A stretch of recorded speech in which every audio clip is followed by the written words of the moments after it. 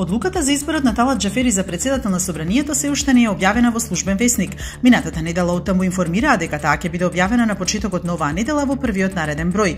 Веднаш по ова почнуваат да течат 10 дена за кои председателот Иванов ќе треба да го додели мандатот за состав на владата на лидерот на СДСМ Зоран Заев. Според Оливер Спасовски, ова е уште една обструкција на кадрите на ВМРО-ДПМНЕ. Основното јавно обвинителство Скопје денеска поднесе обвинителен предлог против 9 лица учесници во наредите во Собранието. Осомничените се товарат дека сториле кривично дело учество во толпа што ќе спречи службено лице во вршење на службено дејство. За дел од осомничените укинат притворот, за некој е заменет со куќен притвор, а некои се пуштани со мерки на предпазливост.